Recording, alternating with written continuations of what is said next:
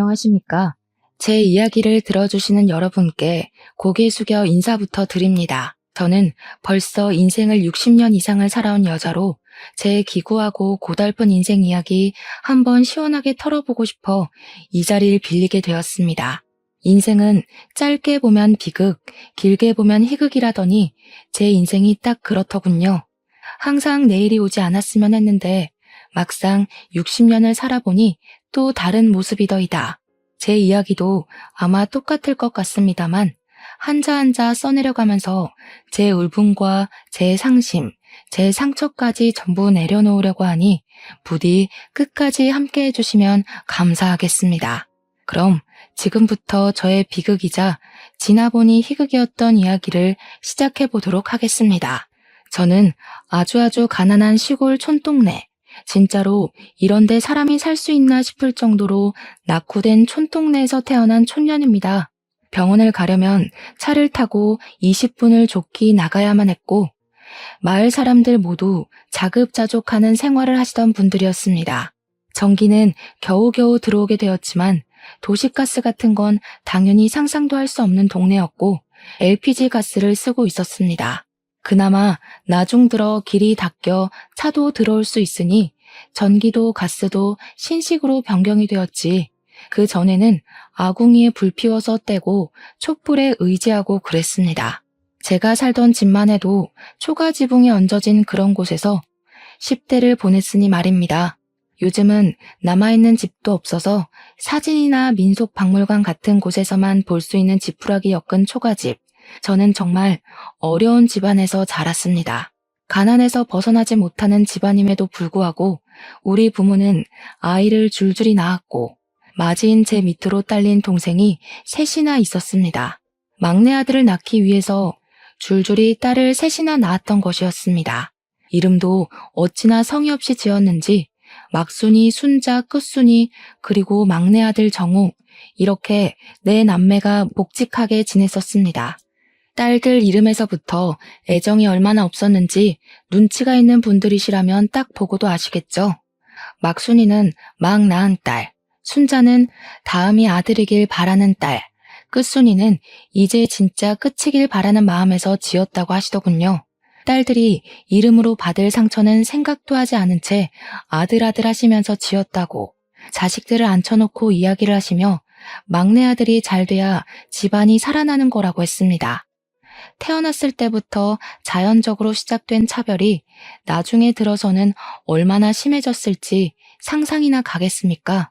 먹는 것도 아까워 죽겠다는 세 딸들은 그저 아들을 키우기 위한 밑거름이 되어줄 인력 그 이상도 이하도 아닌 존재였습니다.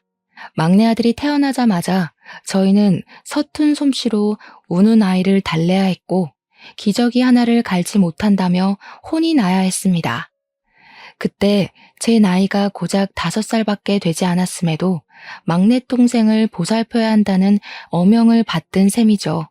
저를 비롯한 동생들은 초등학교도 제대로 졸업하지 못한 채로 밭일을 나가야 했고 강원도 총구석답게 감자를 캐야 했습니다.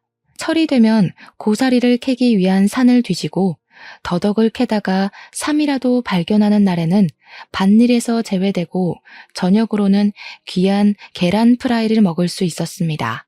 평소에 막내 아들에게만 우리가 모은 쌈짓돈으로 산 고기 반찬을 주었고 저희들에게는 고기를 사면서 공짜로 얻어온 힘줄을 삶아주셨습니다. 얼마나 구차하게 살았는지 나열하자면 끝도 없고 그 어떤 불운한 사람과 비교해도 저를 이길 사람이 없을 거라 자부를 하지요. 그렇게 하루하루를 지친 몸을 이끌고 머리 닐 곳만 생기면 쏟아지는 잠을 이기지 못하고 잠들기를 몇 년.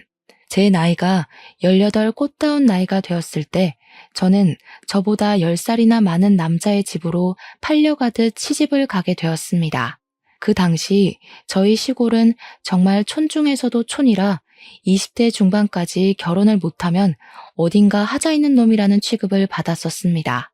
다리를 전다거나 말을 제대로 하지 못한다거나 아니면 정신적으로 문제가 있는 남자들 빼고는 죄다 20살 초반에 결혼을 했거든요. 저는 꽤 먼 거리에 있는 타지까지 팔려가는 처지였고 남자 나이가 20대 후반이었으니 아무런 정보도 얻을 수 없어 얼마나 가슴을 졸였는지 모르겠습니다. 다짜고짜 부모님께서 이 남자랑 결혼을 해야 한다고 사진 한 장을 턱 내밀었을 때는 숨이 막히는 기분이 들었었죠. 저는 도망을 가고 싶은 생각을 했지만 실천하지는 못했습니다. 저에게 볼모로 딸린 여동생들이 있었으니까요. 제가 여기서 도망을 간다면 줄줄이 있는 동생들에게 그 자리가 주어질 테니 제가 희생하는 게 낫겠다는 생각이 있었습니다. 제 동생들이 저에게 도망을 가라고 했지만 저는 동생들에게 이 짐을 떠넘길 수 없다고 내가 갈 테니 너희들이라도 제대로 살아주라고 이야기를 했습니다. 그렇게 팔려가기 전날까지 동생들을 붙잡고 엉엉 울었고 눈이 퉁퉁 부어버린 저를 보며 부모는 저에게 얼굴 못나졌다며 화를 내셨죠. 결국 오지 않았으면 하는 그날이 찾아왔고 남편이 될 사람을 처음 봤을 때 저는 깜짝 놀랐습니다. 사지도 멀쩡하고 정신도 온전하고 말도 잘하고 듣는 것도 잘하는 정말 평범한 사람이었거든요. 이런 사람이 왜 나를 굳이 돈을 주고 사가나 하는 생각이 들어서 이상했습니다. 시댁 살림은 넉넉한 편이어서 우리 막내 아들 정우가 대학에 갈 수 있도록 공부도 시켜주고 등록금도 지원해 주겠다고 했습니다. 남편은 충청도가 고향인 사람이었고 서천에서 고기잡이를 하는 집 아들이었습니다. 어떻게 물어물어 이 시골에 있는 저를 점치고 갔는지는 모르겠지만 아무것도 모르는 상태로 저는 시집을 가게 되었습니다. 막내는 워낙 집에서 귀한 대접을 받으니 그렇다 쳐도 둘째와 셋째가 참으로 걱정이 되었지만 타지로 나가는 건 처음인지라 제 처지 또한 무한히 걱정이 되었습니다. 아니나 다를까 처음 시집을 가서 합방을 하는데 남편이 힘을 영 쓰지 못하는 게 아니겠습니까? 이래서 28해를 지나고도 결혼을 못했구나 싶었습니다. 몇 번을 시도해도 합방은 잘 이루어지지 않았고 남편이 힘을 쓰지 못하니 당연히 아이가 생기지 않았죠. 그 시골 사람들에게 대를 잇는다는 것이 얼마나 중요한 일인지 아시는지요?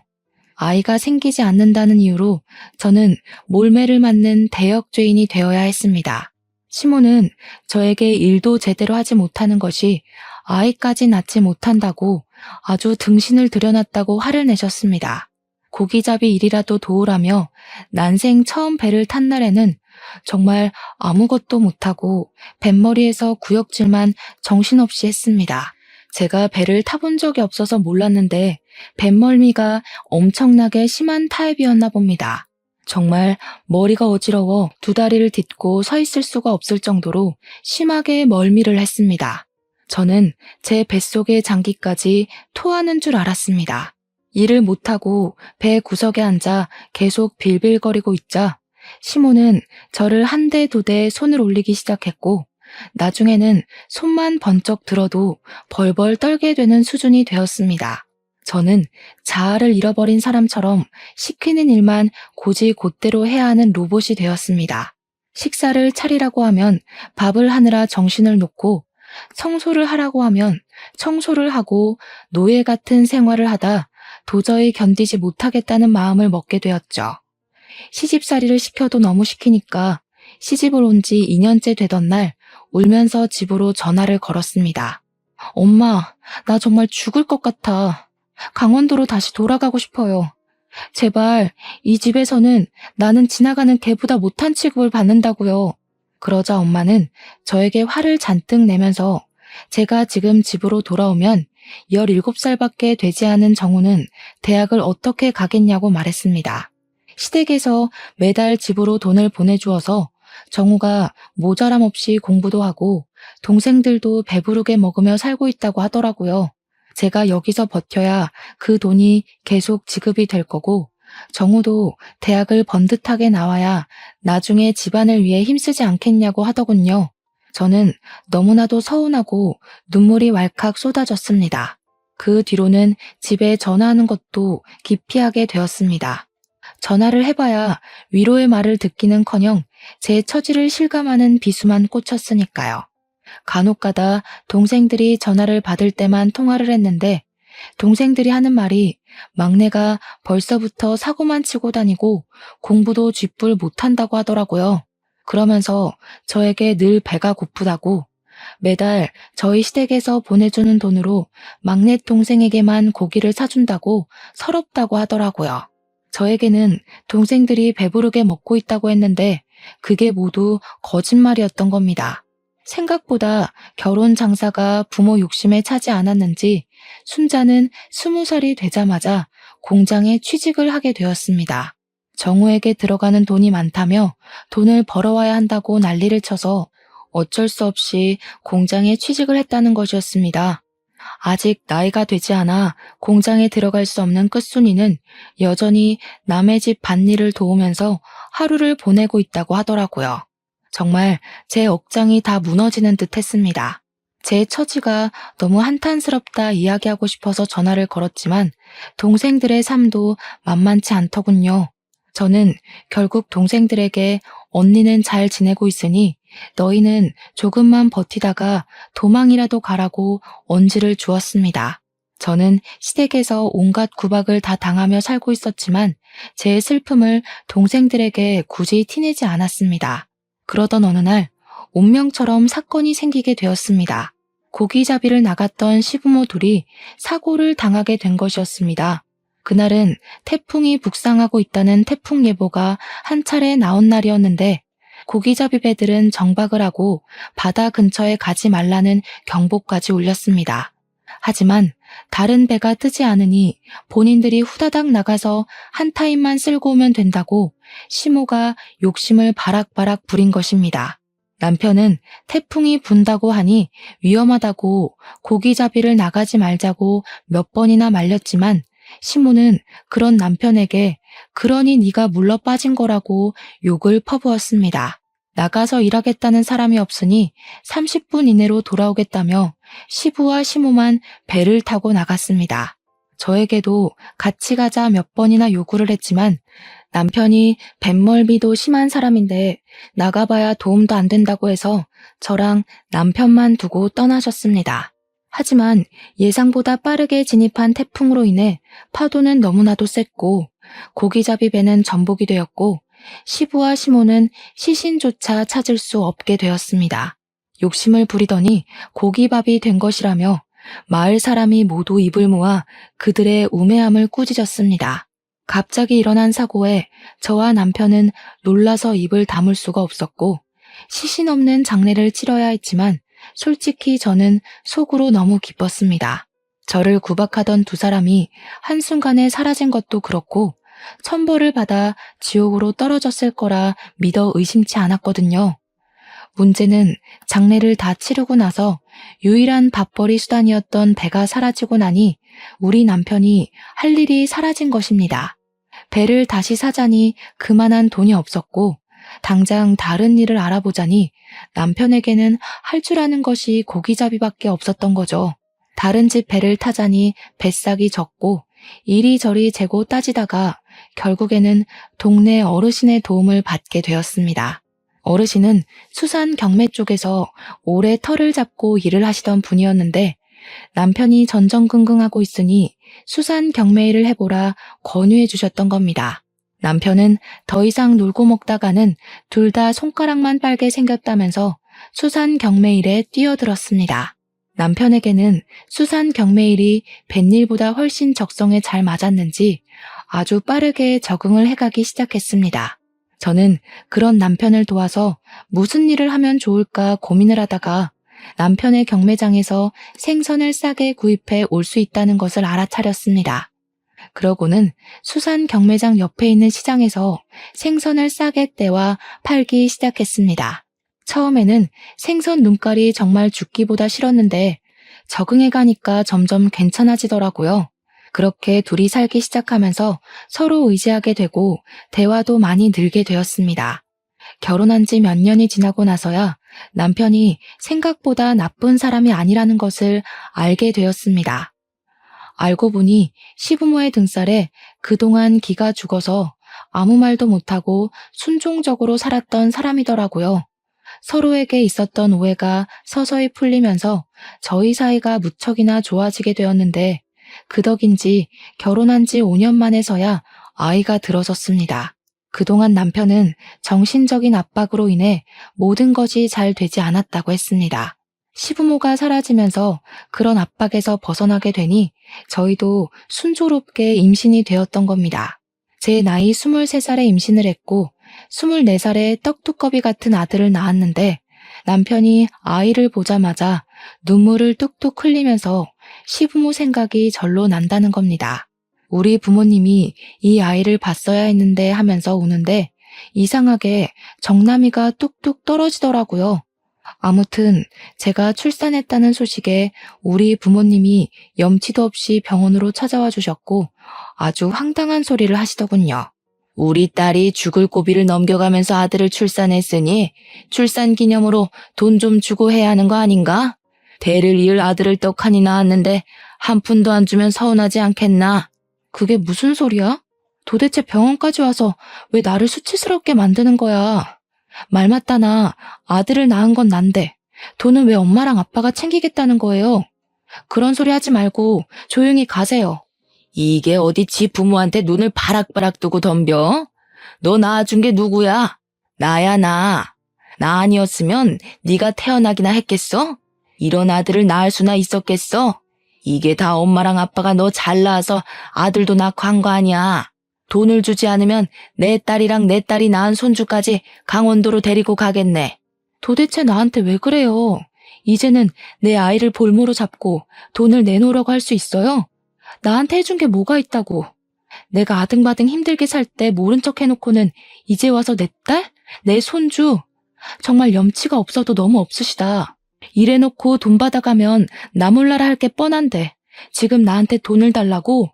우리 부부한테 용돈을 줘도 모자랄 판에 애를 볼모로 잡고 돈을 달라고? 네가 이렇게 강짜를 부려봐야 우리한테 씨알이나 먹히겠나? 장서방, 우리가 손주 데려다가 키울 테니 돈 마련되면 보내도록 해. 우리가 못할 줄 알고? 내 핏줄 섞인 손주인데 우리가 애 데리고 갈 수도 있지. 돈 준비해 당장. 그러더니 포대기에 쌓인 아이를 냅다 들고 병실 밖으로 나가는 게 아니겠습니까? 저는 아이를 출산한 지 얼마 되지 않아 뛰어서 그들을 잡을 수가 없었고 멍하니 서 있는 남편에게 당장 가서 아이를 데리고 오라고 소리쳤습니다. 남편은 그제야 헐레벌떡 장인어른 장모님 하면서 저희 부모의 뒤를 쫓기 시작했지만 어찌나 발이 빠르던지 이미 건물 밖으로 나가고 없더군요. 어떻게 눈을 뜨고 아이를 바로 앞에서 빼앗길 수 있는지, 아니 고작 돈 몇 푼에 눈이 멀어서 손주를 그렇게 납치할 수가 있는 건지 어이가 없었습니다. 정말 화가 나서 저는 간호사 선생님에게 아이가 납치되었다고 빨리 경찰에 신고를 해달라고 말씀을 드렸고 간호사 선생님도 놀래서 신고를 해주셨습니다. 저는 초조하게 남편이 돌아오기만을 기다렸는데 출동한 경찰이 저에게 아주 충격적인 소식을 전해주었습니다. 경찰차가 출동을 했고 병원으로 달려오는 중 사거리에서 웬 남자가 차에 치였는데 그 앞에 아이를 안고 있는 노부부가 있더랍니다. 경찰이 왠지 신고 접수가 되었던 아이 납치 사건의 용의자라 생각이 되어서 부모를 경찰차에 태워 경찰서로 데리고 갔다고 했어요. 그러면서 아이를 데리고 왔더라고요. 포대기에 쌓인 아이는 우리 아이가 틀림없었습니다. 그렇다면 차에 치인 남자는 바로 제 남편이지 않겠습니까? 너무 놀라서 차에 치인 남자는 어떻게 되었냐고 물어보니 고개를 푹 숙이더라고요. 남편이 횡단보도 신호가 끝나갈 무렵 납치 용의자를 쫓기 위해 무단 횡단을 하다가 차에 치여서 지금 이 병원 응급실로 이송이 되었지만 사망을 했다고 하는 겁니다. 현장에서 즉사를 한 것 같다고 설명을 하는데 도무지 이게 꿈인지 현실인지 구분이 가질 않더라고요. 몇 번을 경찰을 붙잡고 지금 제 남편이 죽었다는 게 사실이냐고 물었는데 경찰은 계속해서 고개만 푹 숙이고 죄송합니다. 고인의 명복을 빕니다만 반복했습니다. 가족이라는 이유로 우리 부모는 풀려나게 되었고 아무런 처벌도 받지 않았습니다. 남편이 무단 횡단을 하다 사고를 당한 것이므로 남편의 죽음에 대한 죗값은 아무도 치르지 않았습니다. 갓 태어난 아기를 안고 엉금엉금 기어 장례식장을 내내 지키고 있는데 정말 꿈 같아서 눈물 한 방울이 나오지 않더군요. 장례식장에 뻔뻔하게 나타난 부모라는 사람들은 미안하다는 말 한마디 없이 국화꽃 하나 올리고는 사라지더라고요. 정말 천벌받아 마땅한 인간들이라는 생각이 머릿속에서 떠나지 않았습니다. 저는 졸지에 과부가 되고 남편의 장례식을 아픈 몸으로 끝마치게 되었죠. 그래도 최근에는 사이가 참 좋았었는데 참 서글퍼지더군요. 아무리 시집살이를 당하는 동안 제 편 한 번 들어준 적 없는 무심한 놈이었다지만 시부모가 돌아가신 이후에는 사이가 달라져 정이 붙었나 봅니다. 그렇게 원하던 아들까지 낳았는데 우리 아들 커가는 것 한번 지켜보지 못하고 이리 허무하게 떠날 줄 알았겠습니까? 남편을 바다에 뿌려주고 나서야 빈자리가 실감났고 우리 아들을 어떻게 키워야 할지 참으로 막막했습니다. 서러운 와중에 우리 부모가 다시 나타나서는 애까지 데리고 어디 가서 뭐 해 먹고 살 거냐며 본가로 들어오라고 막무가내로 굴었습니다. 저는 아무런 힘이 남아있지 않은 상태였기에 그대로 끌려서 강원도에 틀어박히게 되었죠. 본가에 가서 딱 3일간 죽은 사람처럼 지내고 있으니 저에게 삿대질을 하며 정신 차리라고 돈을 벌어오라고 화를 냈습니다.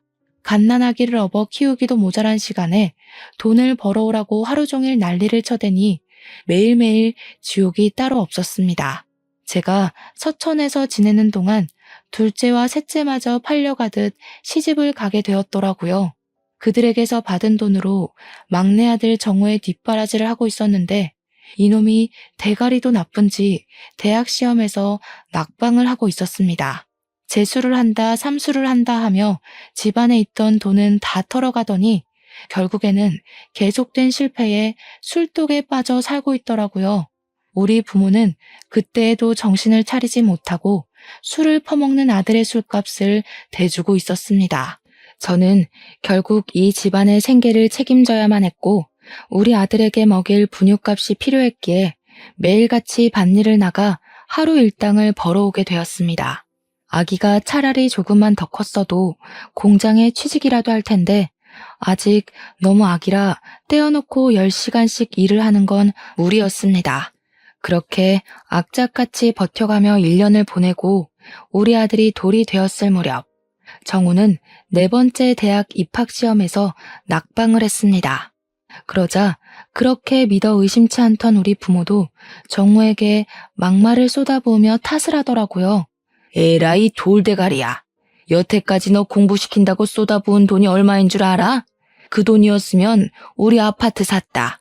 다 썩어 빠진 집에 살면서 네 뒷바라지를 그렇게 했으면 떡하니 대학 붙어서 의사가 되어야지. 허구한 날 술만 처먹고 공부는 하지도 않고. 그래서 어떻게 의사가 돼서 우리를 호강시켜줄 셈이냐? 그 말에 동생은 엄청나게 화를 내며 집안을 뒤집어 엎기 시작했습니다.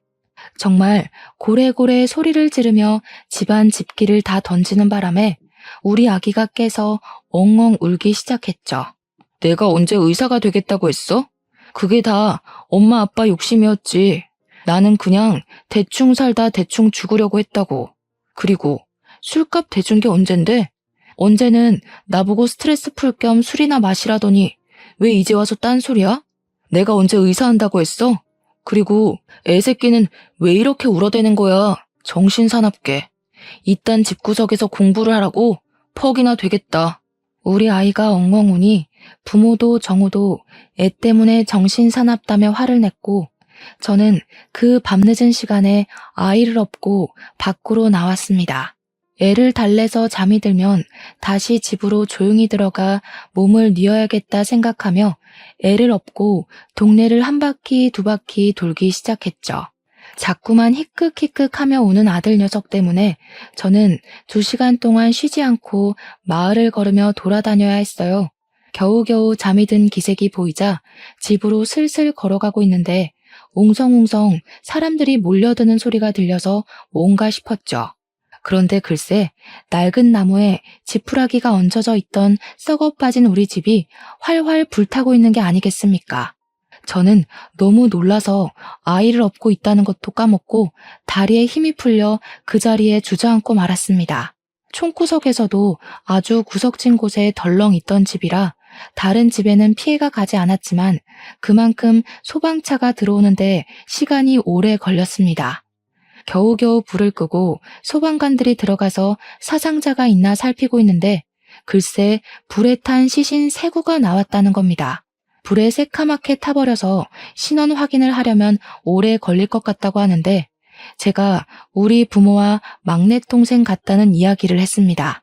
그러자 주변에서도 너도 나도 증언이 이어지기 시작했습니다.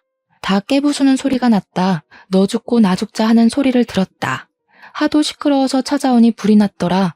원래 저 집 아들이 술 먹으면 개가 되는데 오늘 저녁쯤에 술병 4-5개 들고 집에 가는 걸 봤다. 지 부모 맨날 죽이겠다고 협박도 했잖아 하는 증언들이요. 늦은 밤이라 조용한 산골 마을에 모든 소리가 울려 퍼졌나 보더라고요. 저는 참고인 자격으로 경찰서에 가서 조사를 받게 되었습니다. 내내 밭일을 하고 잠도 제대로 자지 못해 꾸벅꾸벅 졸면서 조사를 받는데 있는 그대로 전부 이야기를 했죠. 동생이랑 부모가 다투는 소리에 애가 깨는 바람에 어쩔 수 없이 다시 재우려고 밖으로 나왔다고요.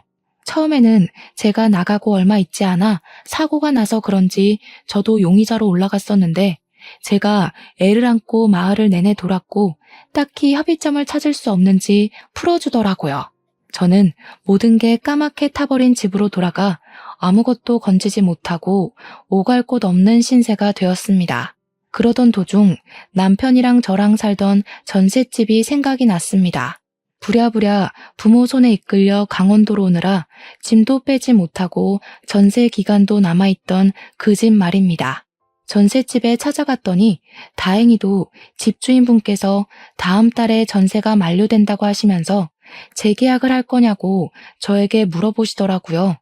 세간 살림에도 먼지가 쌓여있긴 했지만 그럭저럭 다들 쓸만한 수준이었습니다.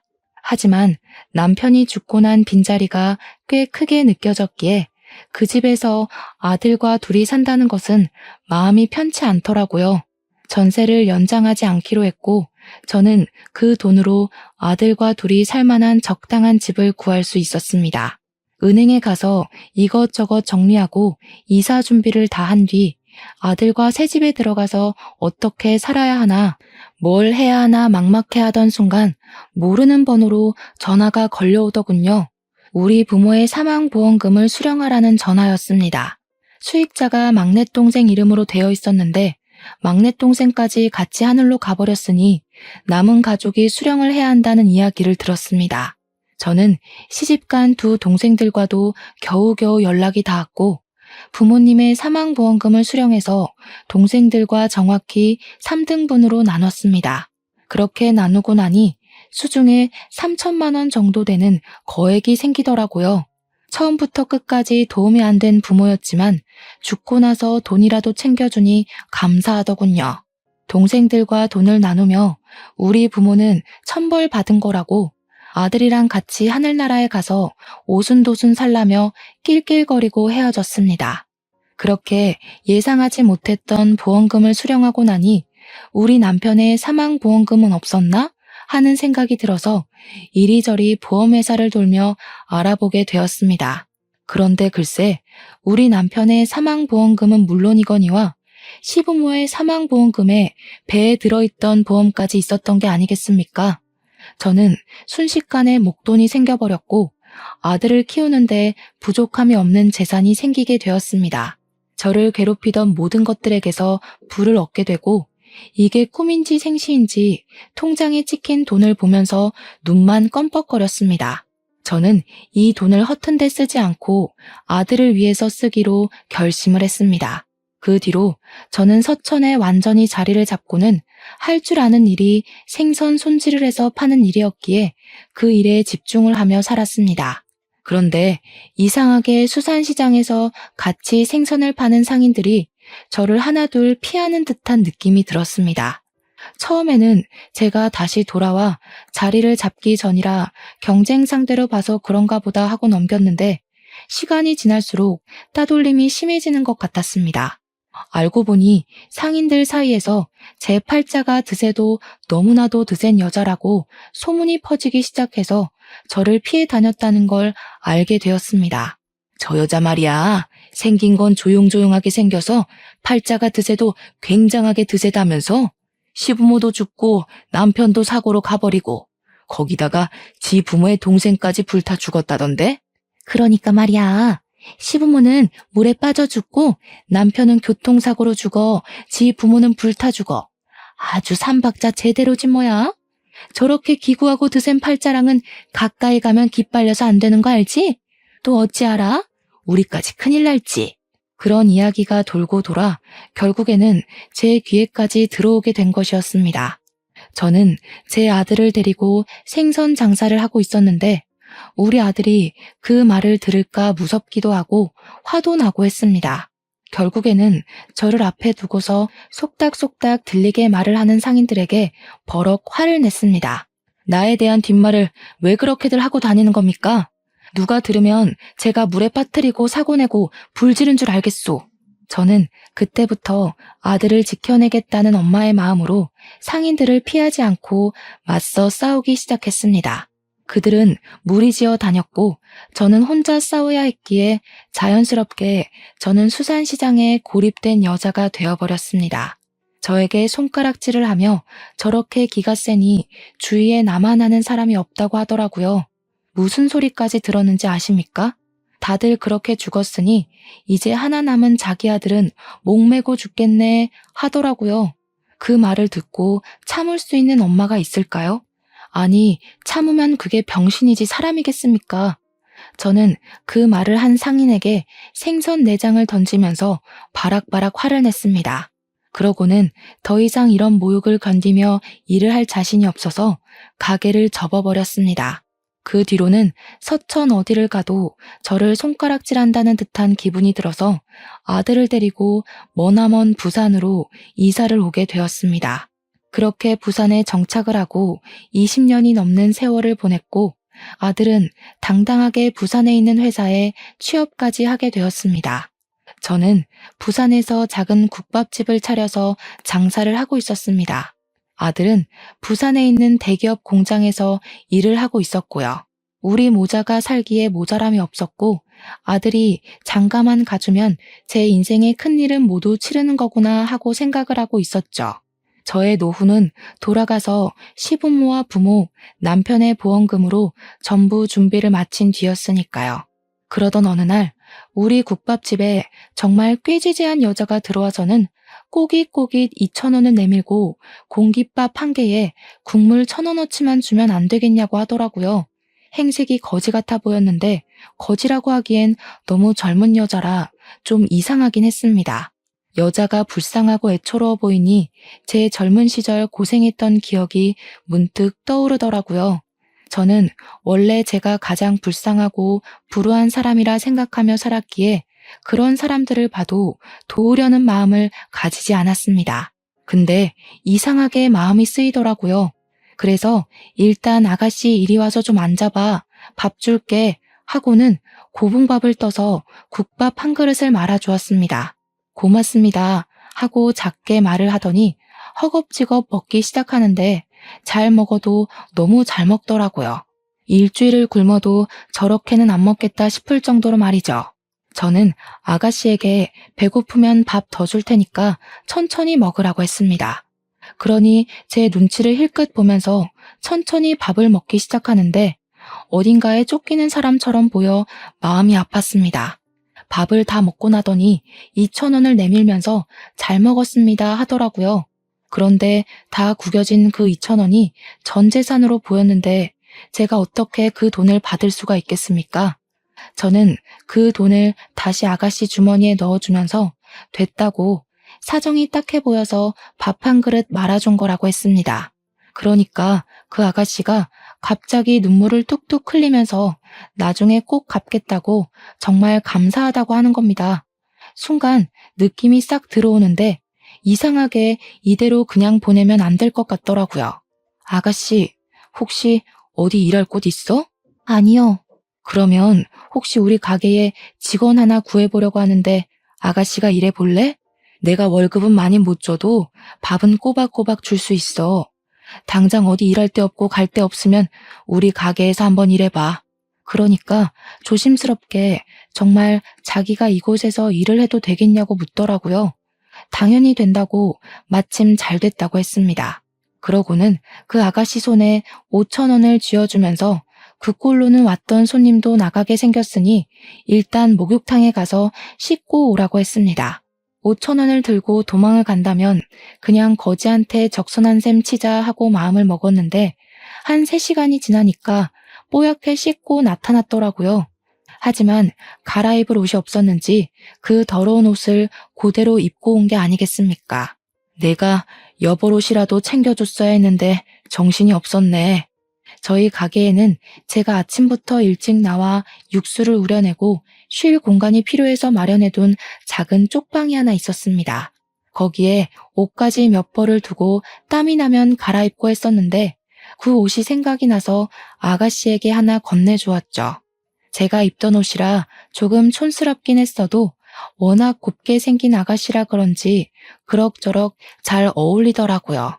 저에게 친절을 베풀어 주셔서 감사하다고 하는데 다른 건 몰라도 심성은 참 고운 것 같았습니다.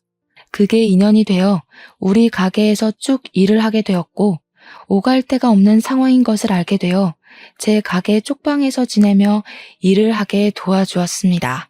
그렇게 한 3개월을 같이 손발을 맞춰보니 일도 잘하고 손도 야무지고 눈치도 빠르더라고요. 근데 아가씨는 부모는 어디 가고 혼자 그 꼴로 돌아다니게 된 거야? 태어났을 때부터 어머니는 안 계셨고요. 아버지와 둘이 살았는데 아버지께서 사업에 실패하시고 도박 중독자가 되셨어요. 도박 자금이 부족해지자 결국에는 사채를 빌려다가 쓰셨고 사채업자를 피해서 혼자 도망을 치게 되었어요. 제가 집에 있었는데 저를 납치해서 술집에 팔아버리겠다, 장기를 팔아버리겠다 하는 이야기를 듣게 되었거든요. 아이고, 고생 많았네. 그러면 사채업자는 따돌린 거야? 납치를 당했었는데 죽기 살기로 달리는 차에서 뛰어내려서 밤이고 낮이고 노숙을 하며 여기까지 도망쳐오게 됐어요. 제 고향이 원래 경주였거든요. 일단은 여기까지 숨어들었으니 못 찾을 것 같긴 해요. 그 사정을 전부 듣는데 우리 부모 생각이 나면서 속이 터지더라고요.